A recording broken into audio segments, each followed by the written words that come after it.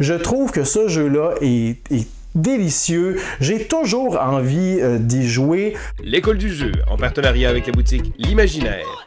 Au-delà de vos attentes.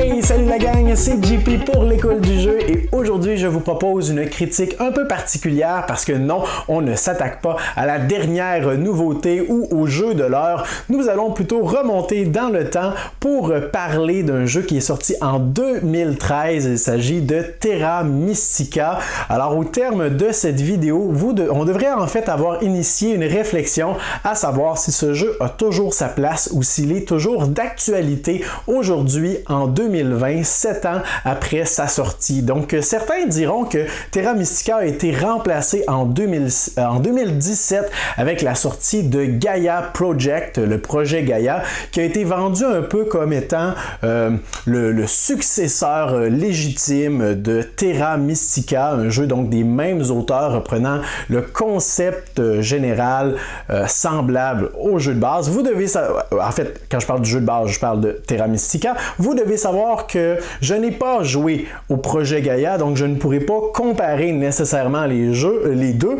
Et en fait, je ne ressens pas le besoin ou le désir absolu de jouer au projet Gaia non plus. Et dans cette critique, je vais essayer de vous expliquer un peu pourquoi.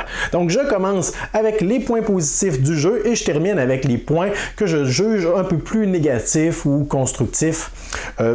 Alors, on commence immédiatement avec probablement l'une des choses que j'aime le plus dans ce jeu, c'est l'asymétrie. La tonne de possibilités qui peuvent s'offrir à nous à chaque partie, ne serait-ce que le nombre de factions ou de races qui sont disponibles dans le jeu de base parce qu'il existe des extensions qui vont venir ajouter de nouveaux modules, mais surtout des races supplémentaires. Il y en a 14 races complètement différentes dans le jeu de base. Donc, chacune des races est illustrée sur ces jolis plateaux. Jolis, ça c'est un peu subjectif. Pour ma part, je trouve qu'ils sont fonctionnels.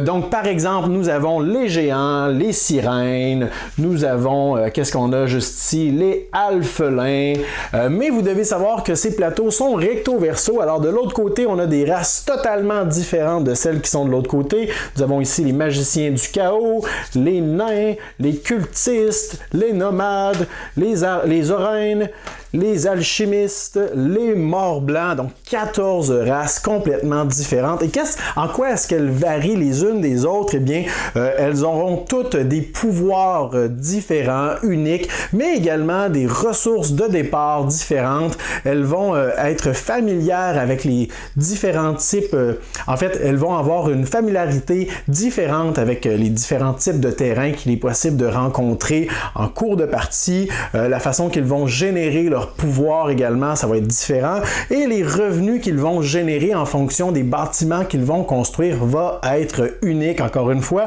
Donc, beaucoup d'asymétrie dans ce jeu-là pour un jeu qui date de 2013 où la symétrie commençait un peu à être introduite de plus en plus dans le jeu de société, mais je crois que Terra Mystica a vraiment mis la barre haute à cette époque en termes d'asymétrie ou de différence entre tous les pouvoirs auxquels les joueurs ont accès. Donc ça, c'est vraiment le point fort, selon moi, du jeu, ce que je préfère en début de partie.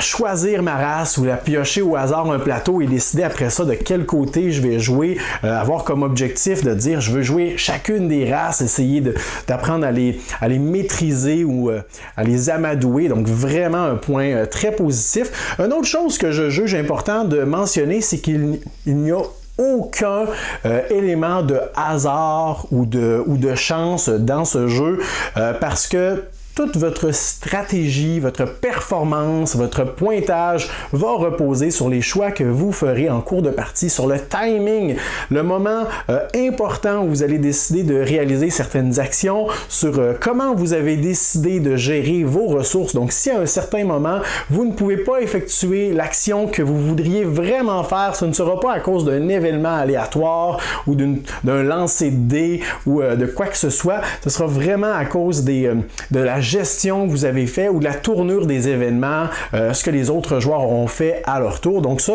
je juge que c'est important dans un jeu de cette envergure d'avoir presque un plein contrôle sur ce que l'on peut faire. Par la suite, Terra Mystica est selon moi l'exemple par excellence, bon peut-être pas par excellence, mais tout de même à l'époque, c'était l'exemple par excellence d'un bon jeu qui mélange à perfection l'économie et le développement. Parce que dans ce jeu, on va commencer la partie finalement avec pas grand chose, nos ressources de départ, mais nos plateaux ici vont être remplis de ces bâtiments juste ici qui vont aller cacher des emplacements. Aujourd'hui, on connaît beaucoup d'exemples de jeux qui empruntent ce principe, comme Scythe par exemple, où est-ce qu'on retire un bâtiment et on vient débloquer le revenu ou l'avantage qui est juste en dessous. Mais donc, nos plateaux vont être remplis et nos opportunités vont être très coûteuses si on veut effectuer des actions, comme par exemple altérer le paysage, se déplacer sur l'eau, tout ça. Mais en cours de partie, on va débloquer, on va développer vraiment notre civilisation, notre race. On va faire des choix pour rendre par exemple l'altération du terrain beaucoup plus efficace, moins coûteuse, ou par exemple je pourrais décider de construire une panoplie de maisons, ce qui va vraiment décupler ma production de travailleurs qui vont pouvoir venir m'aider pour faire autre chose. Je pourrais décider de me concentrer sur les temples qui vont me donner des petits prêtres ici qui vont me donner différents pouvoirs qui vont me permettre de progresser sur les différentes pistes également de magie, de sphères magiques si on veut.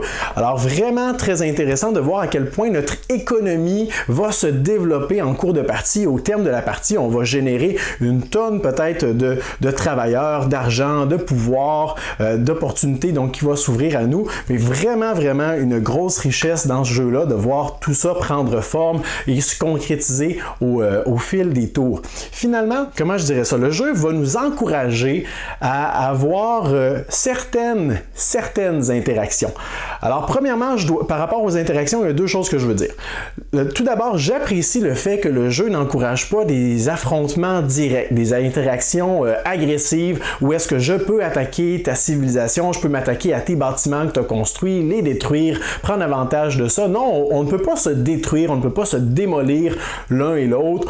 La seule interaction vraiment direct qu'on va avoir, c'est les majorités sur ces pistes. Alors, on voudra être celui qui est le plus avancé et peut-être une espèce de guerre au territoire qui peuvent nous être avantageux. On va essayer d'aller mettre des bâtons dans les roues des autres joueurs pour ne pas qu'ils puissent s'étendre trop. Alors ça, j'apprécie dans ce jeu de développement économique et tout ça. On n'est pas dans un jeu d'affrontement direct où est-ce qu'on vient se taper dessus. On essaye tout simplement de gérer le mieux possible notre engin, si on veut. Et deuxièmement, en lien avec l'interaction, c'est que le jeu va nous encourager par contre à se positionner à certains moments donnés à côté directement d'un autre joueur. Donc de venir construire quelque chose à côté d'un autre joueur où en fait on va avoir une espèce de contrepartie, on va pouvoir bénéficier du terrain adjacent et de l'autre joueur qui s'y trouve. Par exemple, si moi je suis bien établi dans une région et qu'un autre joueur vient se développer juste à côté de moi,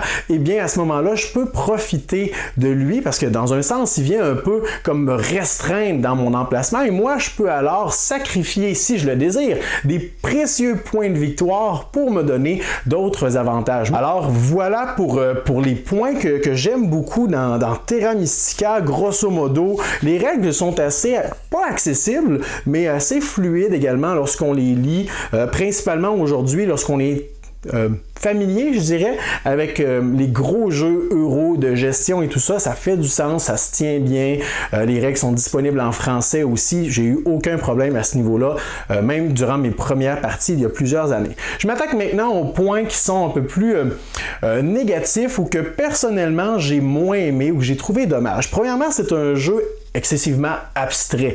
Oui, il y a une thématique qui est là, thématique fantastique avec les races qu'on va incarner, le paysage également de la nature avec les montagnes, les océans ou les rivières, les plaines, les marais, tout ça. On va construire on va produire des prêtres, des maisons, des comptoirs de traite, des temples, des forteresses, tout ça, mais ça reste complètement abstrait.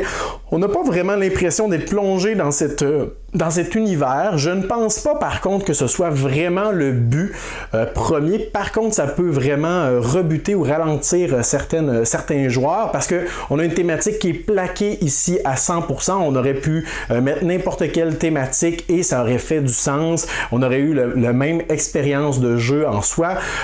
Deuxièmement, je dois dire que c'est un jeu qui met beaucoup l'emphase sur les...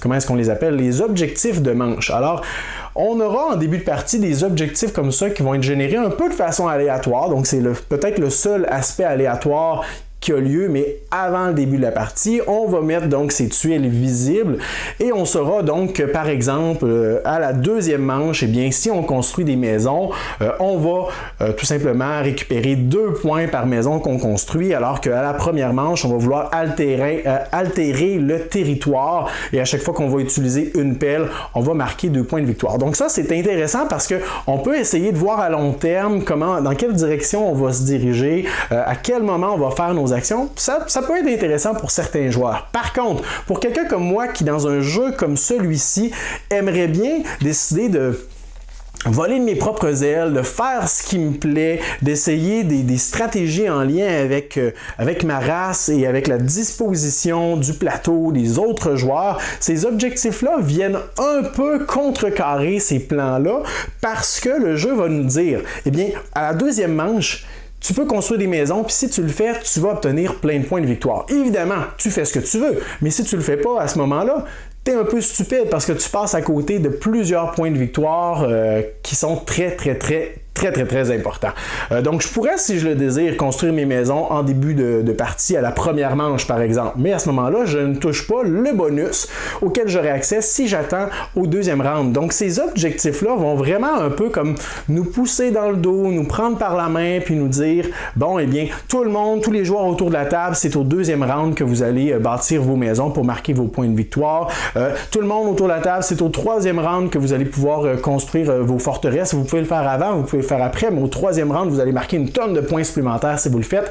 Donc cet aspect-là vient un peu briser, selon moi, la liberté qu'on peut avoir dans le jeu et je trouve ça très dommage. On a aussi la gestion des pouvoirs. On a ici une espèce de roue circulaire, là, si on veut, 3 bols dans lesquels nos pouvoirs vont voyager. On va les générer. C'est un peu comme si on préparait notre pouvoir et tout ça. Mais c'est une espèce de petit mécanisme pas agréable où est-ce qu'on fait juste être en attente toujours de pouvoir utiliser quelque chose. On fait juste prendre des petites pastilles qui sont ici, les monter d'un bocal ou d'un bol et là on attend. On peut pas les utiliser tout de suite. Au prochain tour, on décide d'en faire monter davantage. On attend. Après ça, on décide d'en faire passer ici parce qu'il faut attendre qu'un bol soit vide avant de pouvoir traverser des pastilles dans un nouveau bol. Et là, tout à coup, on a des pastilles ici, mais on n'en a pas assez encore pour pouvoir utiliser notre pouvoir. Évidemment, il y a la possibilité de se débarrasser de façon permanente de certaines pastilles qui se trouvent ici pour pouvoir en monter plus rapidement. Mais j'ai trouvé la gestion de ça très fiddly, aucunement thématique, tout ça, et c'est vraiment frustrant de dire, bon ben là, youpi, je peux monter des pastilles, mais je peux pas les utiliser tout de suite. Puis je pourrais pas non plus les utiliser au prochain tour. Alors ça, j'ai trouvé ça dommage. Je parlais tantôt du thème abstrait. Le thème abstrait va même jusqu'à l'illustration des composantes donc on va construire. Dites-moi en quoi ce cube représente une forteresse ou que celui-là représente un temple. Bon, on a certaines formes génériques qui peuvent un peu ressembler à quelque chose, une maison, un comptoir de traite, mais une fois disposé sur le plateau, ça n'a pas l'air de royaume, ça a juste l'air de plusieurs cubes de bois colorés qui sont disposés un peu partout. Alors, peut-être que les joueurs d'aujourd'hui qui sont habitués aux composantes très détaillées, les figurines et tout ça vont être rebutés par ça, mais n'oubliez pas qu'il s'agit d'un jeu purement euro et je termine avec ça, que le jeu, malgré les points négatifs que j'ai énoncés, je trouve que ce jeu-là est délicieux. J'ai toujours envie d'y jouer. Selon également le nombre de joueurs autour de la table, ça peut faire varier l'expérience. Ce jeu-là, à 2 joueurs, je le déconseille. On ne vit vraiment pas l'expérience du jeu. Il peut y avoir également des races qui peuvent être débalancées par rapport à d'autres. Le contrôle des majorités ici devient nettement moins intéressant. Donc selon moi, c'est un jeu qui est optimum à 4 joueurs, peut-être à 3 également, que ça pourrait être intéressant. Mais selon moi, donc, ce jeu-là, en 2020, a toujours sa place. Oui, peut-être qu'aujourd'hui, il y a des jeux qui font un peu la même chose, mais de meilleure façon, en étant plus thématique, en étant plus plongé dans l'univers, en étant plus investi, avec des composantes de qualité supérieure. Mais pour moi, un jeu qui a été conçu en 2013, ce jeu-là est toujours d'actualité en 2019 ou en 2020. En fait, on vient d'être en 2020. Il faut que j'arrête de dire 2019. Alors voilà pour Terra Mystica, un jeu qui, selon moi, a bien vieilli à travers le temps et qui va continuer de bien vieillir. N'hésitez pas à me laisser des commentaires sous la vidéo si vous avez eu l'occasion de jouer à Terra Mystica, mais aussi au projet Gaïa, donc le jeu qu'on parlait en début de vidéo. Et laissez-moi surtout vos commentaires sur quelles sont les distinctions entre les jeux. Qu'est-ce qui fait, si vous êtes d'accord avec cette affirmation, que le projet Gaïa serait meilleur ou supérieur à Terra Mystica? Quelles ont été les modifications ou les ajouts, les ajustements qui ont été faits dans le projet Gaïa? Laissez-moi ces commentaires sous la vidéo, ça m'intéresse. Laissez-nous également un pouce vers le haut et abonnez-vous à notre chaîne si ce n'est pas déjà fait. Moi, je vous remercie pour votre écoute et je vous dis à la prochaine.